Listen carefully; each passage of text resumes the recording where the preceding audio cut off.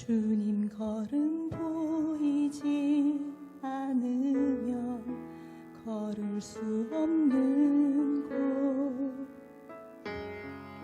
주님 음성 들리지 않으면 못 견디는 곳, 주님 호흡 느낄 수 없으면 살 수 없는 곳, 그곳으로 떠나렵니다. 주님과 그렇게 살렵니다. 주님만이 나의 길입니다. 주님만이 나의 진리입니다.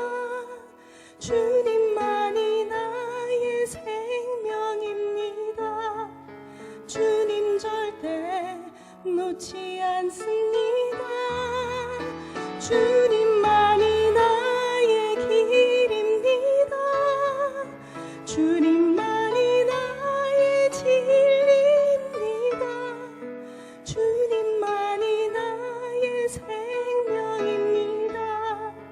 주님 절대 놓지 않습니다.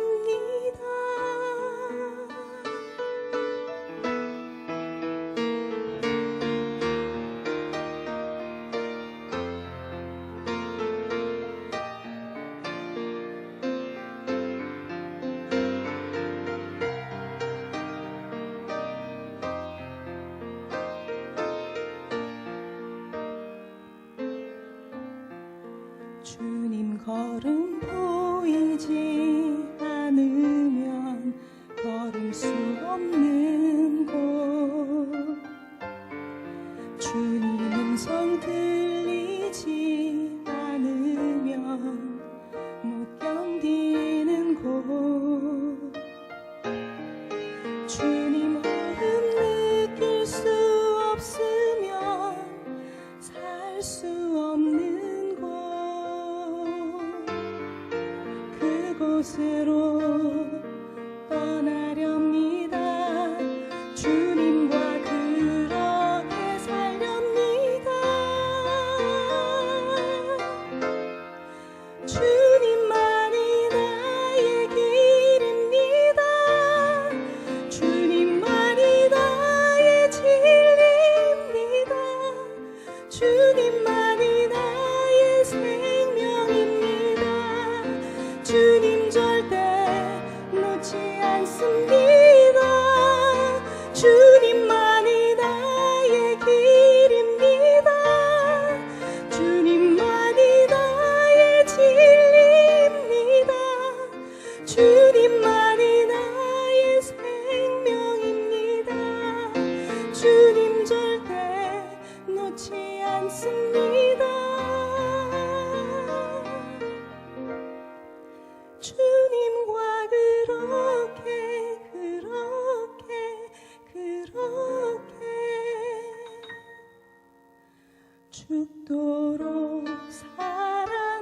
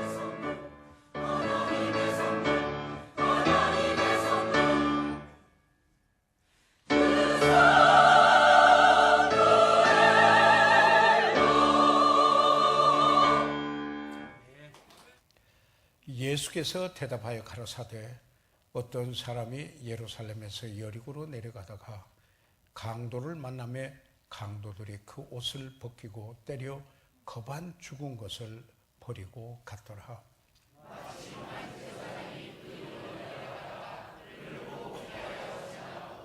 또 이와 같이 한 레위인도 그곳에 이르러 그를 보고 피하여 지나가되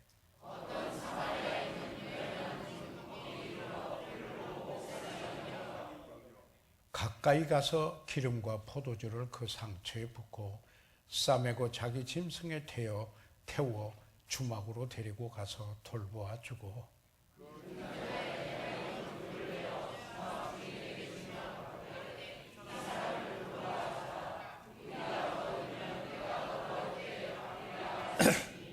내 의견에는 이 세 사람 중에 누가 강도 만난 자의 이웃이 되겠느냐?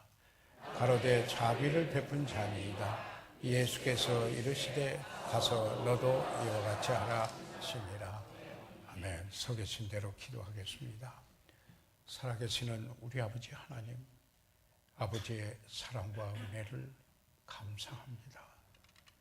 저희들이 힘이 없었을 때 사랑해 주셨고, 아버지 하나님, 저희가 죄인 되었을 때 저희를 불쌍히 여겨주시고 사랑하셨고, 우리가 심지어는 원수 되었을 때도 우리를 불쌍히 여기시고 사랑해 주신 거 감사합니다. 아버지 하나님, 오늘 저희들은 오늘 이 하나님의 고귀한 사랑을 접하면서 다시 한번 새롭게 되는 시간이 되게 도와주시옵고, 금년 한 해 동안 주의 성실하심을 담고자 하는 거룩한 소원을 가지고 오늘 주의 마음을 가지고 주님을 닮아가는, 그래서 우리의 삶을 드리는 복된 시간으로 축복해 주시옵소서. 하나님의 영광을 보게 해 주시옵소서.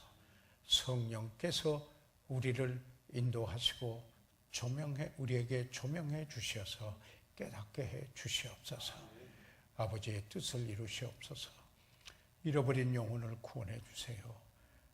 우리들의 삶이 변화가 되게 도와주시옵소서. 예수 그리스도 이름으로 기도드려사옵나이다. 아멘. 작석해 주시기 바랍니다.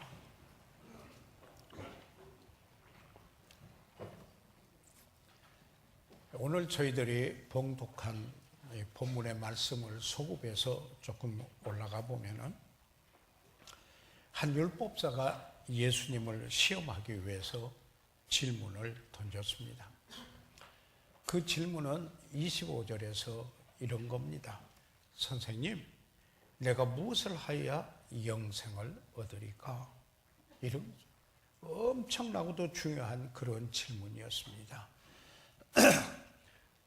그때 예수님께서는 바로 그에게, 그러면은 여기 26절에서 이렇게 말합니다. 율법에 뭐라고 기록되었으며 내가 어떻게 읽느냐? 이렇게 되물으셨습니다. 그의 질문에 직접 대답하지 않으시고 다시 질문을 하셨습니다. 그 율법사는 예수님의 질문에 대하여 27절에 뭐라고 했느냐면, 내 마음을 다하며 목숨을 다하며 뜻을 다하여 주 너의 하나님을 사랑하고 또한 너의 이웃을 내 몸같이 사랑하라 하였나이다.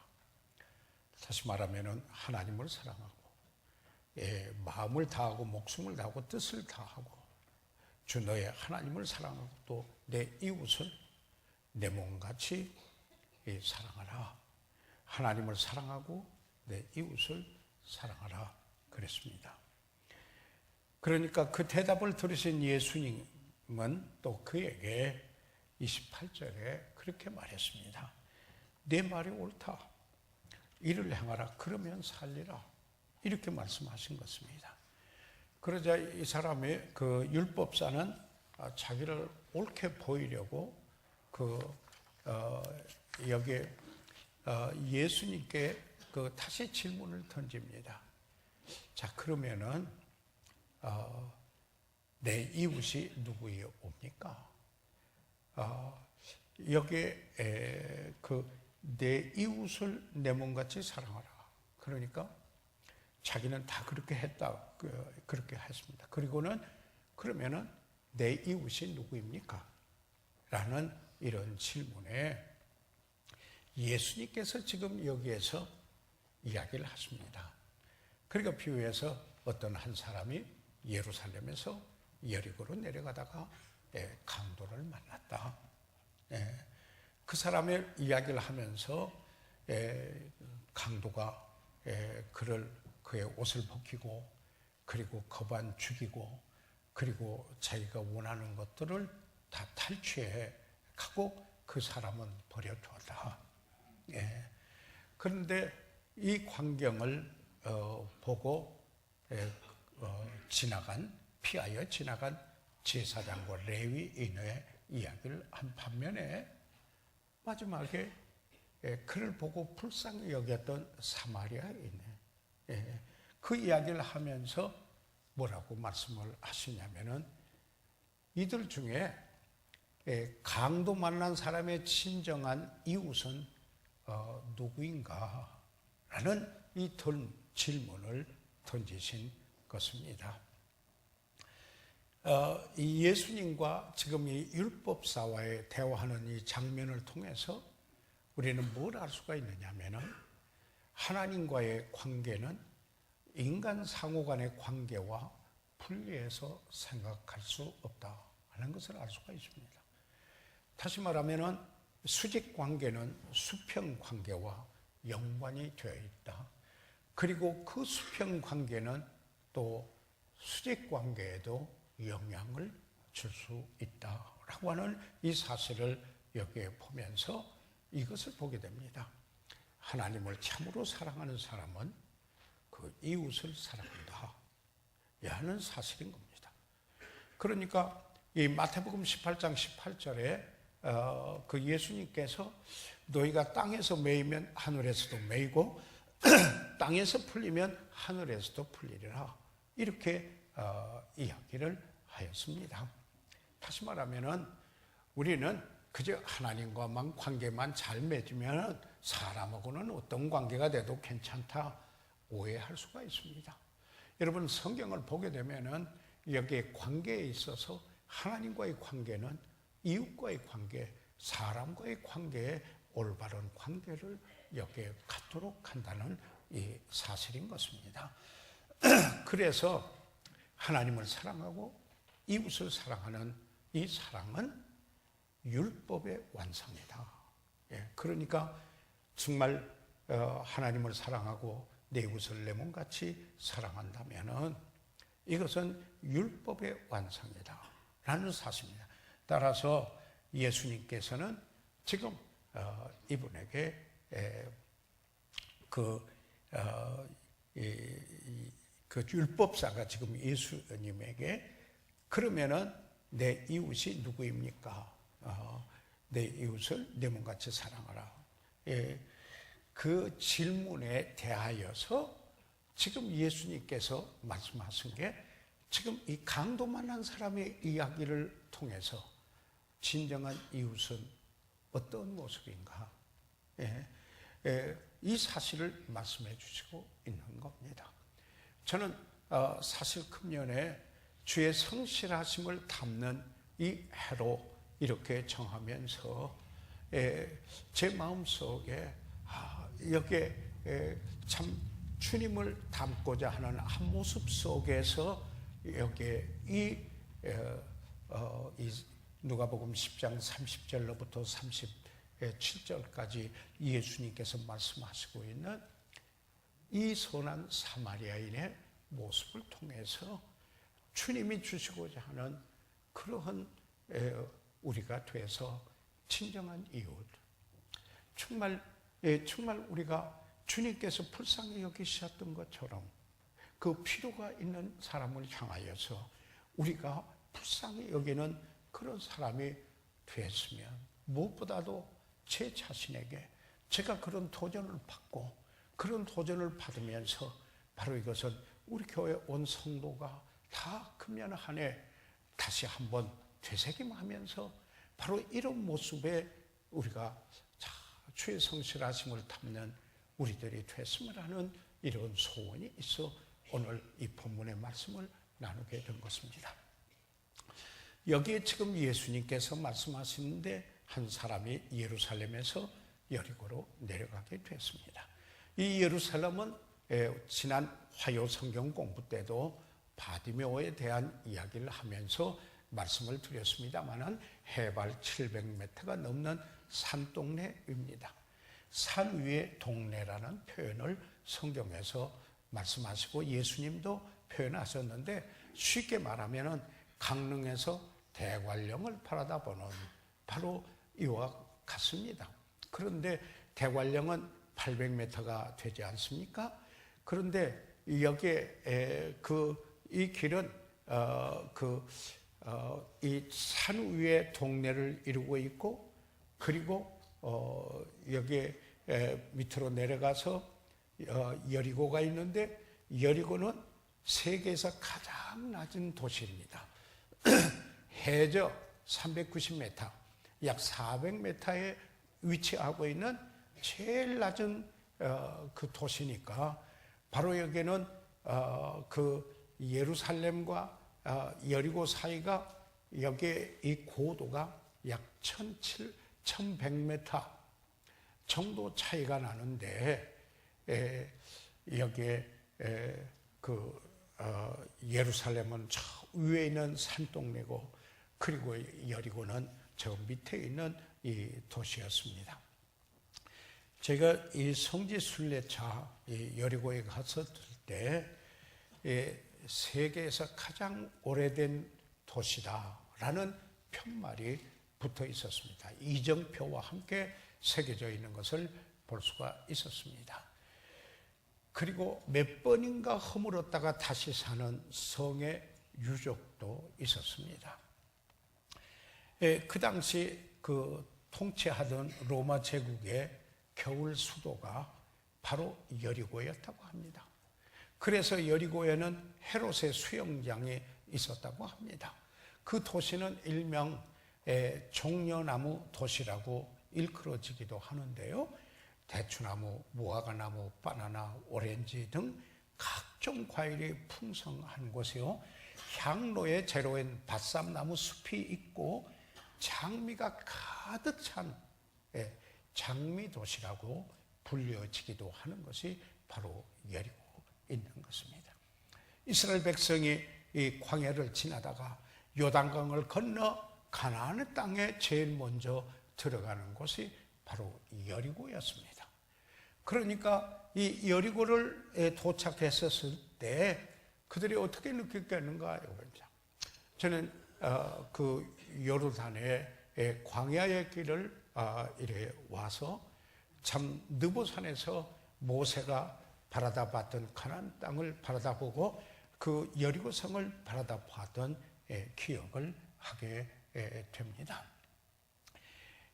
바로 여기에 참 그런 광야를 거쳐 왔다면은 이야 아름답구나, 정말 복지로구나 이렇게 생각을 더욱하게 만들었을 것입니다. 여리고는 아까 조금 전에 말씀드렸습니다마는 이 바디메오의 눈을 뜨게 한 곳이 여리고입니다. 예수님께서 예루살렘으로 가기로 작정하시고 가시는 길이었습니다. 여기에 디메오의 아들 바는 히브리어로 아들이라는 말이죠. 그리고는 또 거기에 세리였던 세리의 장이었죠. 이 팔레스타인으로 들어가는 관문이었는데 거기에 세무서장과 같은 삭교, 바로 여기에 삭교가 정말 뽕나무에 올라가 있다가 예수님을 만나 새로운 사람으로 변화되었던 것이 바로 여기에 여리고가 아니겠습니까? 그런데 지금 이 예루살렘에서 여리고로 내려가는 길은 유다 광야를 통과해야만 하는 것입니다. 길입니다. 유다 광야는 그 나무도 보이지 않는 곳입니다. 그 구릉이 보이는 곳에 있는 사막도 아니고 산같이 보이는 것도 아닌 그저 광야, 그대로 광야입니다. 이 광야를 통과하는 길이 약 1100m, 이 고지에서 낮은 곳으로 내려가는 여기 어떻게 보면 아슬아슬한 옛날에 제가 처음에 갔었을 때 그 로마인들이 닦아놓은 그 길은 여기 예루살렘에서 여리고는 아주 구불구불 돌아서 아슬아슬하게 여기 내려가는 길이었는데요. 그런데 요즘은 새로 도로를 뚫어 놓아서 처음에 저희들이 강릉 갔었을 때 대관령에서 느끼던 거하고 달라졌지. 전에는 아주 구불구불 갔는데 지금은 그렇게 관광을 위해서 아마 길을 둘러놓은 것 같습니다. 처음 갔을 때는 버스 기사가 이 구불구불 길을 가다가 절벽 같은 데 왔을 때 급브레이크를 밟았어요. 그리고는 밑을 내려다 보도록 했습니다. 낭떠러 밑을 바라다 보게 했는데 고소공포증이 있는 사람은 소름이 끼칠 법한 그러한 길이었었습니다. 여기 예루살렘에서 여리고로 가는 그 길은 또한 골짜기가 있었는데 이 골짜기를 우리가 구약에서 보는 그리심 시내라 이렇게 하는 물이 흐르고 있는 곳입니다. 이곳은 하나님께서 까마귀를 통해서 엘리야를 먹였던 곳이기도 합니다. 요즘 수도원이 하나 있는 것을 보았는데요. 가이드나 다른 분들 이야기를 들으면 한번 들어가면 사닥다리를 치워서 평생 그곳에서 지내야만 한다고 합니다.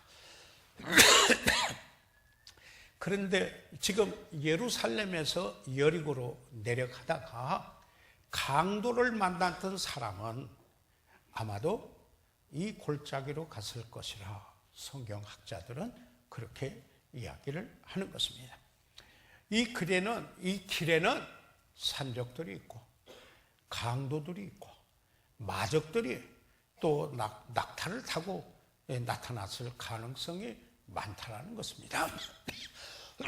그래서 그 길을 갈 때는 여행하는 사람은 무장하는 사람을 대동해야만 했다고 합니다. 특별히 어떤 귀중품을 가지고 간다든지 금전을 가지고 간다든지 하면 무장한 사람과 같이 가야만 했다고 합니다.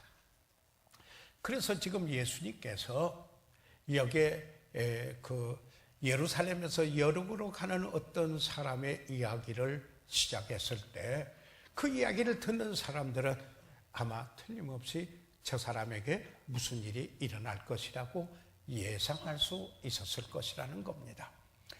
왜냐하면 그 길은 모든 팔레스타인에서 가장 위험한 길로 알려져 있기 때문인 것입니다. 바로 그 길에서 이 사람은 강도를 만났습니다. 탈취를 당했습니다. 그렇죠? 그리고 거반 죽게 됐습니다. 그런데 예수님께서 누가 이 사람의 이웃이 되겠느냐? 자기를 옳게 보이려고 하는 여기에 율법사에게 이렇게 질문을 하였습니다. 그래서 저는 오늘 이 본문의 말씀을 들고 저희들이 다시 한번 되새김하면서 우리가 삶을 살아가면서 이 세상에서 살아가면서 몇 가지 상이한 종류의 인생 철학이 있다. 그것을 여기에 지금 이 예수님께서 선한 사마리아인의 비유를 통하여서 우리에게 말씀해 주시고 있는 게 아닌가 생각을 해보게 됩니다. 여기 보니까 첫째로 강도입니다. 이 강도죠. 30절에 있는 말씀입니다. 여기에 이 한 사람이 어떤 사람이 예루살렘에서 여리고로 내려가다가 강도를 만나매 강도들이 그 옷을 벗기고 때려 거반 죽은 것을 버리고 갔더라. 이 강도를 만나는데 강도들이 그 옷을 아마 때가 붙었던 것 같습니다. 같이 처음에 한 사람 그러다가 강도들이 이렇게 말하고 있죠. 여기에 우리가 일반적으로 이런 이야기를 합니다. 예루살렘 도성은 하나님의 도성이다. 그리고 여리고는 저 낮은 곳으로 세상의 도성을 상징한다. 이렇게 말하는 강의 설교자도 있는 것입니다. 여하튼 간에 이 본문에 보면은 이처럼 여기에 가는 어떤 사람, 여기 예루살렘에서 여리고로 가는 이 사람, 가파른 내리막길을 가고 있었습니다. 그런데 지금 딱 여기에 어떤 사람이 여행을 하고 어떤 사람을 여기에 붙들어서 탈취할 것인가, 강도가 기다리고 있는 것입니다. 그래서 이 강도는 생각해 보십시오. 그 여행하는 사람은 탈취의 대상에 불과한 것입니다. 그가 어떻게 해를 그에게 강하든지 간에 상관없어요. 다시 말해서 내가 무엇인가만 얻을 수만 있다면 그에게 무슨 해가 되더라도 한다, 이 말씀입니다. 이게 강도 아니겠습니까? 그러니까 거반 죽게 해놓으니까 죽일 수도 있다, 이런 생각. 자기가 유익이 되고 목적을 달성하고 얻을 수만 있다고 한다면 이런 것이죠. 이게 어떤 철학이겠는가? 사단의 철학 아닙니까? 여러분, 이 사단은 그저 자기만 갖고 자기 자신만 나타내보고 보이고 싶고 그러지 않았습니까? 하나님의 자리를 자기가 차지하고 싶지 않았습니까? 그래서 이 강도는 사람들을 볼 때 무엇을 내가 탈취할 수 있을 것인가, 이걸 생각하는 것입니다. 다시 말하면은 다른 사람에게 어떤 상처가 되든지 간에 상관하지 않습니다. 단지 자기 자신의 유익만이 된다면, 그 유익을 취할 수 있다면 그 짓을 한다, 이 말입니다.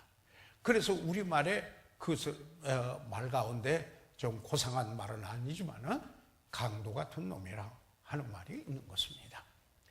여러분, 그 압살롬은 그렇게 압살롬하고 아버지가 사랑했던 그 아들이지만은 그 아버지의 그 다윗의 그 자리를, 왕의 자리를 그가 탐했고, 그를 그렇게 사랑했음에도 불구하고 아버지의 왕자를 빼앗으려고 한 이 압살롬의 우리말로 표현을 한다면 강도 같은 놈이죠. 그런 말이 아니겠습니까? 다시 말하면은 사실 이런 강도, 우리는 물질만 탈취하는 것을 생각하기 쉬운데 언어의 강도도 있습니다. 다시 말해서 말로 사람을 약탈합니다. 그 사람의 명예, 그 사람의 지위, 그게 어떻게 되든 간에 자기에게 유익이 되기만 할 수 있단다면 손상을 줘도 상관이 없다. 여러분, 참 요새 저희들이 요즘 신문을 통해서나 보도 매체를 통해서 이와 같은 사실들을 너무나 잘 저희들이 듣고 보고 있어 얼굴을 돌리고 싶고 귀를 막고 싶은 이런 때가 있는 것입니다. 너무 많은 모습들을 보게 됩니다. 강도는 자기 유익을 위해서 사람을 손해를 줄 수도 있고 죽일 수도 있고, 그리고 뭐든지 그래서 탈취합니다. 한마디로 말하면 탈취자입니다. 약탈자라, 이렇게 말할 수가 있습니다. 그런데 여기에서 한번 생각해 볼 필요가 있습니다. 그 예수님은 어떤 분이신가? 그런데 예수님은 주시는 분이었어요. 하나님도 그 독생자를 주셨고 사랑하사 주셨고, 그리고 예수님께서는 참 우리를 구원하기 위해서 십자가를 지시고 피 흘리면서 자기 생명까지 주셨습니다. 그러니까 하나님에 보면은, 예수님 보면은 giver, 주시는 분이었어요. 그런데 이 사단은 taker, 그저 어떻게든지 취하려고 하는 겁니다. 다시 말해서 이런 세상의 강도와 같은 이런 생활 철학은 사단으로부터 왔다. 자기가 유익이 된다 한다면 무슨 일이든지 행한다라는 것입니다. 사랑하는 여러분, 사탄이 지배하는 인생 철학이다. 예수님께서 그래서 이 강도 이야기를 하신 거 아니겠습니까? 그 다음에 두 번째로 여기에 제사장과 레위인의 이야기를 여기에 하셨습니다. 그 제사장과 레위인이 어떻게 했습니까? 그를 보고 내려가다가 그 길로 내려가다가 그를 보고 피하여 지나갔습니다. 예. 그리고 나서 제사장이 하고 나서 레위인도 똑같이 그랬습니다. 그 당시 한 12,000명의 제사장과 레위인이 여리고성에 살았다고 합니다. 그래서 그들이 그 성전 일을 하고 있었는데 여기 예루살렘을 오고 가고 했다고 그렇게 학자들은 이야기를 합니다. 여기에 사실 이 제사장과 레위인은 대단히 경건한 모습을 나타내 보인 청교적이었던 사람입니다. 그런데 참여하게 그 하는 일에 의례적이에요. 이 최선의 말은 진정성이 있는 게 아니라 그저 적당하게 따져만 가는 거죠. 그래가지고 불편하지 않게 그저 자기에게 무슨 손해가 가지 않도록 의례적으로 하면서 형식적이에요. 이 대단히 종교적이면서 그러리라고 생각지를 않았는데 진정성이 결여되어 있는 거예요. 그래서 한 제사장이 그 길로 내려가다가 여기 강도 여기에 만난 사람, 그 강도 만나 약탈당하고 거반 죽게 된 사람을 보았는데 보고는 피하여 지나갔다. 이렇게 기록하고 있어요. 레위인도 그랬습니다. 그래서 레위인 중에 제사장이 되거든요. 그래서 성경학자들 가운데는 아마도 여기에 나오는 레위인은 이 제사장을 도와서 같이 성전 일을 하는 보조 조력자다. 이렇게 말을 하는 분들도 있습니다. 그런데 저들은 지금 강도 만난 사람이에요. 여기에 지금 50% 기우고 그리고 거반 죽고 죽어 있고 정말 도움이 필요하고 있고 가련한 눈빛을 통해서 도움을 청하고 있는 이런데 이런 태도입니다. 보고는 피하여 갑니다.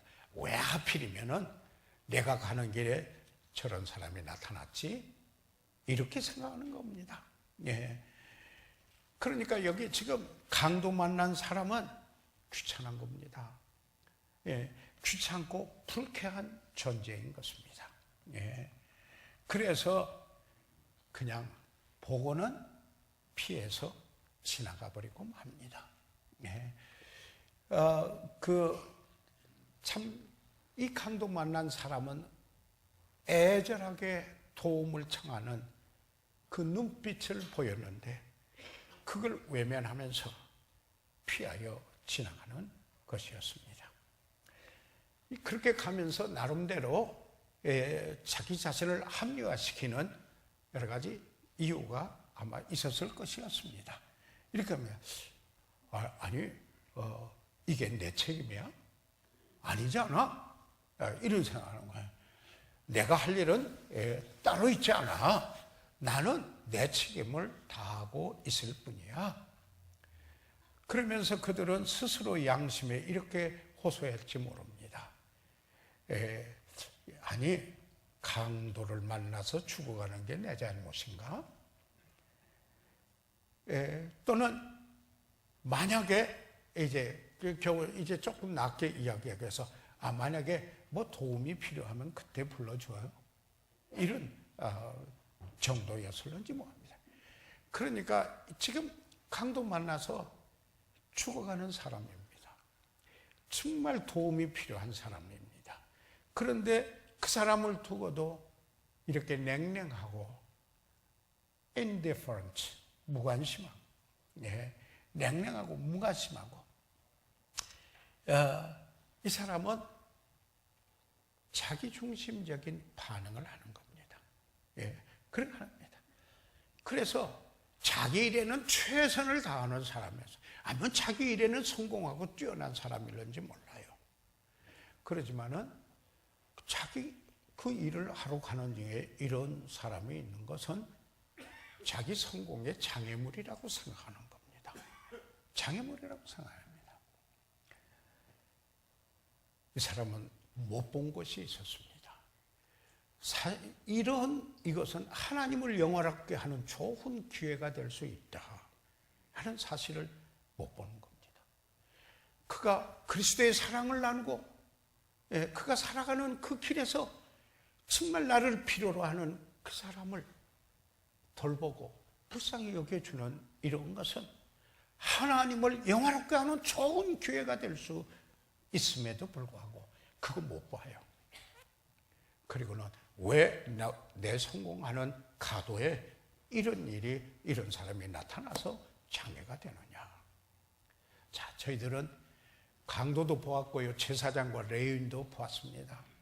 이 강도는 그냥 탈취자고요, 여기 이 제사장과 레위인은 무관심하고 자기 일만 생각하는 그런 사람이었습니다. 자기 일에는 열심히 했습니다. 그렇지만 무관심하고 이기적이고 자기가 손해볼 일은 안 하는 거예요. 절대로 자기가 손해볼 일은 안 하는 거죠. 자, 그러면은 여기에 강도의 인생 철학을 한번 봤어요. 그 다음에 제사장과 레위인의 인생 철학을 한번 봤어요. 그 다음에 여기에 세 번째로 볼 사람이 한 분 있어요. 주막 주인이에요. 여기 주막 주인이에요. 그런데 여기 보니까 이 33절과 35절에 어떤 사마리아인이 여행하는 중에 거기에 이르러 그를 보고, 이 강도 만난 사람을 보고 불쌍히 여겨 가까이 가서 기름과 포도주를 그 상처에 붓고 싸매고 자기 짐승에 태워 주막으로 데리고 가서 돌보아 주고, 그뿐이 거기서 끝난 게 아니에요. 이튿날 데나리온 둘을 내어 주막 주인에게 주며 가로되 이 사람을 돌보아 줘라. 부비가 더 들면 내가 돌아올 때 갚으리라. 그랬어요. 먼저 여기 주막 주인을 한번 좀 생각해 보겠습니다. 이 주막 주인에게 있어서 강도 만난 사람은요, 수입이 생길 수 있는 고객이에요. 그러니까 그 대가가 없으면 아무 일도 하지 않아요. 오직 대가가 있을 때만이 섬기는 사람이에요. 그래서 여기에 그 섬김의 동기가 참 중요한 것입니다. 왜냐하면 나쁜 동기로 선한 일을 할 수도 있기 때문인 것입니다. 대가 때문에 섬긴다면 장사하는 것과 다를 것이 없습니다. 주님을 기쁘게 하고 사랑하기 때문에 섬길 때 비로소 그 삶 속의 풍성함과 그리고 평안과 그리고 만족과 축복이 있는 것입니다. 자, 그러면은 우리가 지금 강도를 봤죠. 그리고 두 번째로 제사장과 레위인 이 부류의 철학을 갖고 있는 상이한 철학들을 보았죠. 그리고 세 번째 주막 주인의 철학을 저희들이 살펴봤죠. 강도는 탈취자고 여기 제사장과 레위인은 무관심하고 냉랭하고 자기 일에만 관심이 있고, 주막 주인은 소득이 있을 때만 모든 사람은 자기 고객, 그런 철학을 가지고 살고 있는데, 이제 마지막으로 여기 예수님께서 말씀하시고자 하신 것은 사마리아인에 대하여서 여기에 사마리아인을 말씀하셨습니다. 이 사마리아인에 대해서 생각해 보지 않을 수가 없습니다. 여러분, 이 사마리아인과 유대인은 서로 경멸의 대상이었습니다. 여기에 사마리아인은 종교 혼합주의로 인해서 유대인과 이방인 사이에 생긴 혼혈 종족이었습니다.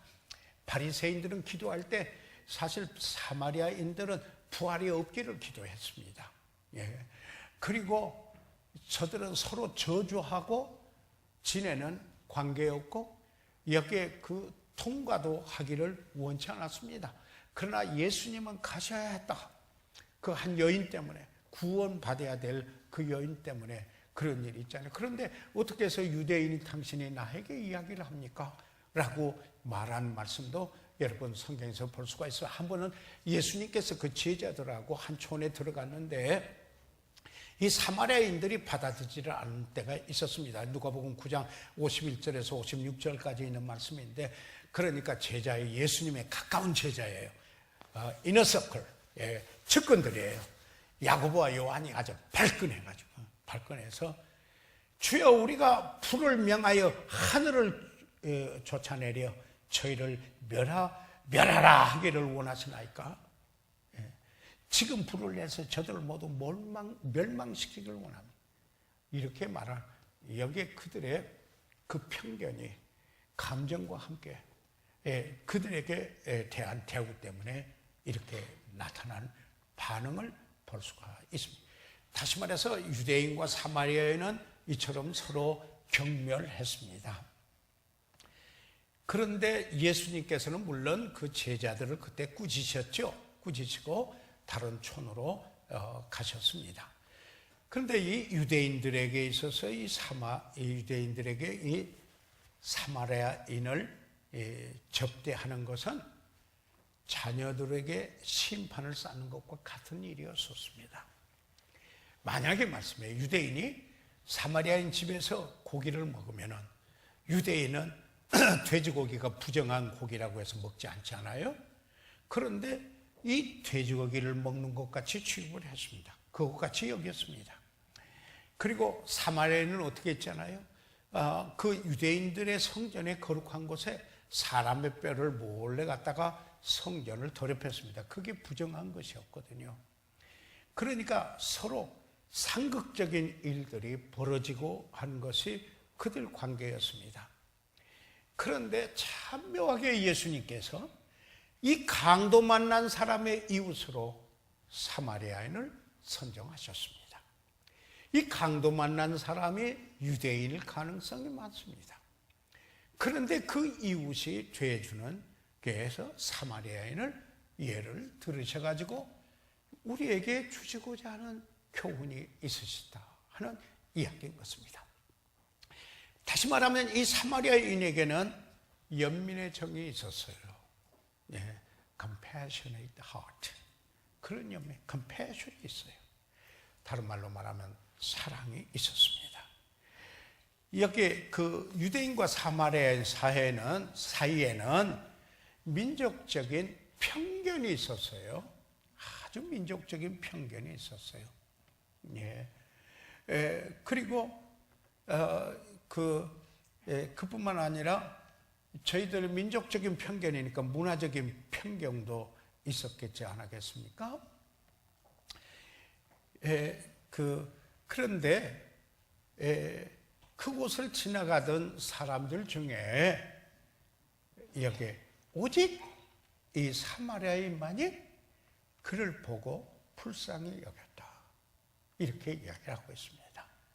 그러니까 편견을 초월하고 민족적인 편견, 문화적인 그 편견, 다시 말해서 뭐 지난날 불행했던 이런 거 다 넘어서고, 그러면서 오히려 여기 그분의 지금 현재 당하고 있는 그의 모습을 보고, 그리고 미래를 생각하면서 그를 불쌍히 여겨줬던 바로 여기에 이 사마리아인. 그러니까 사실 주님이 우리에게 교훈을 주시고자 하는 여기에 중요한 여기에 교훈이 이 속에 담겨 있었다는 이야기입니다. 그런데 예수님께서 어떻게 하셨어요? 무리를 보시고 불쌍히 여기셨습니다. 마태복음 15장 32절에. 그러니까 이 불쌍히 여겼다, compassion, 또는 이 말에 이 compassion 할 때 come 하면 together 같이라는 말이죠. passion 할 때 열정도 되지만은 고난도 됩니다. passion week 하면 고난 주간이죠. 그러면은 그 사람에게 동참한다. 그 고난에 동참한다. 이게 불쌍히 여겼다라는 거죠. 그런데 이 사마리아인이 지금 유대인이 강도를 만나서 여기에 지금 그와의 죽어가는 일에 불쌍히 여겼다 하는 이야기입니다. 그의 상황에 동참했다라는 것입니다. 그 불쌍히 여겼다라는 것은 뭐냐면 감정으로만 끝나는 게 아니고 그 사람이 있는 곳으로 직접 갔습니다. 가까이 갔습니다. 그래서 그 사람에게 그 필요한 도움, 돌봄이 필요한가? 그 무엇인가를 직접 행하는 것입니다. 그래서 불쌍히 행한다는 것은 감정으로만 그치는 것이 아니라 직접 다가가서 그 필요를 따라서 돕고자 하고 돕는데 값이 좀 들더라도 그게 좀 위험성이 있더라도 그걸 무릅쓰고 그를 가서 돕는 거, 돌보고 바로 이게 불쌍히 여기는 것이다 하는 이야기입니다. 여러분, 하나님께서 우리를 그렇게 먼저 하시지 않았습니까? 그가 먼저 우리를 사랑하셨습니다. 우리가 연약할 때, 죄인 되었을 때, 원수 되었을 때 하나님이 우리를 사랑하시고 그리스도께서 자기 자신을 주시지 않았습니까? 그래서 요한일서 4장 19절에 우리가 사랑하면 그가 먼저 우리를 사랑하였습니다. 이렇게 여기에 이야기를 하고 있지 않습니까? 사마리아인은 불쌍히 여겼습니다. 예? 그래서 어떻게 했어요? 여기는 감성으로 끝나는 것이 아니라 실제적으로 필요를 돕기 위하여 애쓴 장면을 예수님이 말씀하고 있습니다. 그가 강도 만난 사람의 아픈 부위를 잘 낫게 하려고 자기에는 감람유를 올리브 기름을 부었습니다. 발라주었습니다. 예. 그리고 어떻게 했어요? 포도주로 해서 균을 소독해 주었습니다. 그런 다음 잘 싸매어주고 그리고는 자기 짐승에 태웠습니다. 어느 분은 이런 상상을 하더라고요. 그 짐승에 두 사람이 탈 수 없었을 것이다. 그러니까 이 사람 태워주고 아마 사마리아는 걸어서 주막까지 데리고 왔을 것이 아니냐. 이렇게 이야기합니다. 다시 말하면은 사랑을 나타내 보였다. 사랑은 값이 들어도, 사랑은 위험이 있어도, 희생이 되어도 그것을 극복하는 것이 바로 사랑이 아닌가라는 것입니다. 사랑하면은 쉽게 포기하지 않아요. 사랑하면은 장애가 있어도 그걸 극복하려고 하는 겁니다. 사랑하면은 어떤 위험이 따른다 하더라도 그것을 극복합니다. 여러분, 그 성경 강해자들은 그런 이야기를 해요. 거기가 상습적으로 강도가 나타나는 그 길이라면은 지금 이 선한 이 사마리아인에게도 또 강도가 나타나서 해를 가할 가능성이 있었다라는 것입니다. 그럼에도 불구하고 그분을 자기 여기에 짐승에 태우고 말이나 낙타에게 짐승에 태우고 그리고는 그를 도움을 준 것입니다. 사랑하기 때문에. 그런 동일하게 약탈을 당할 위험이 있음에도 불구하고 사랑은 기회를 삽니다. 그의 사람의 필요를 보고 그를 도우며 섬길 수 있는 기회를 찾는 것입니다. 그래서 강도 만난 사람에게 가까이 갔지 않았습니까? 그저 멀리서 적당하게 넘어간 것이 아니었습니다. 이걸 다른 말로 말하면은 우리가 코이노니아에 참여한다. 교제 가서 참여했습니다. 그리고는 주막으로 데리고 왔습니다. 불쌍히 여겼고 돌봐주었다. 이렇게 이야기합니다. 그러면서 35절에 보니까 그 주막 주인에게 이튿날에 데나리온 2를 내어 주막 주인에게 주면서 이야기를 합니다. 이 사람을 돌보아 주시오. 부비가 더 들면 내가 돌아올 때 갚으리이다. 한 데나리온은 그날 그대 남자 성인의 하루 품삯이에요. 그러니까 이 주막 주인에게 이틀 동안 그 일을 주고 그것도 모자라면 내가 다시 돌아와서 주겠습니다. 사람은요 희생했어요. 어떤 면에서 여기 자기 소유와 시간을 그 사람을 위해서 주었어요. 예. 그가 사업가라면 사업상의 일로 바이어들을 만나는 스케줄을 변경했을는지도 모릅니다. 예. 아마 그가 자기 생각할 때 좋은 사업 기회를 좀 상실할 수도 있었습니다. 그렇지만은 자신을 필요로 하는 그 사람을 향하여서 사랑하기에 기꺼이 값을 치르고자 했습니다. 여러분 사랑하는 분에게 향하여서 그러지 않습니까? 위험 값 따지고 막 꼭 그러지 않잖아요. 가까이 가서 위험이 있어도 값을 치르는 값이 들더라 하더라도 좀 희생이 따르더라도 그렇게 하고자 하는 것입니다. 그러면은 이 사마리아인이 얻은 게 뭡니까?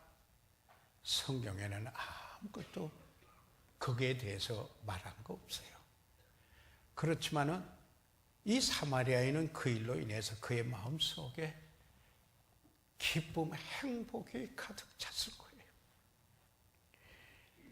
또한 그가 주님을 닮아가는 그 한 단계 성장하고 있다라는 행복이 있었을 거예요. 여러분 기도하잖아요. 저도 기도하잖아요. 저는 저에게 지금 도전하는 말씀입니다. 제가 주님을 닮도록 기도하는 기도를 매일 합니다. 그것도 아마 아침 저녁으로 또는 때로는 그보다 더 할 때도 있습니다. 그러다가 여기에 이 사마리아인의 이 불쌍히 여기는 거, 이 주님을 닮는 이런 일 때문에 오는 그 행복감, 그리고 그 가치관, 그리고 주님을 닮아가고 내가 성장해가고 있다라고 하는 이 놀라운 축복, 이 사실 아마 여기 이 사마리아인에게 여기 그런 행복감으로 꽉 찼을 겁니다. 주는 것이 받는 것보다 복이 있다. 사도 바울이 그렇게 말하지 않겠습니까? 사랑하는 여러분, 사마리아인은 사랑했기 때문에 줄 수 있었습니다. 그래서 지금 예수님께서 말씀해요. 36절 37절에서 내 의견에는 이 세 사람 중에 강도 만난 사람, 제사장, 그리고 여기 레윈 그 한 부류로 삼고 그리고 주막 주인 이리까지 된다면 이 세 사람 중에 이 강도 만난 사람의 누가 진짜 이웃이겠느냐? 그러니까 그도 대답을 합니다. 자비를 베푼 자이다. 그렇게 말합니다. 그러니까 그러면은 네가 그런 이웃이 되라. 가서 너도 이와 같이 하라. 그렇게 말씀하신 것입니다. 그 다른 말로 말하면 이런 겁니다. 긍휼히 여기는 자가 되라. 여러분, 저희들의 금년의 표 성경 구절들이 자비와 긍휼이 여호와의 자비와 긍휼이 무궁하오니 우리가 진멸되지 아니하나이다. 이것이 아침마다 새로우니 주의 성실이 크도소이다. 여러분, 긍휼히 여기는 사람이 되라. 주님을 닮는 그런 모습입니다. 사랑하는 여러분, 예수님은 진정한 이웃이었습니다. 그는 죄인의 친구였습니다. 그는 구주셨습니다. 그렇기 때문에 나 같은 사람도 불쌍히 여겼습니다. 그리고는 구원해 주셨습니다.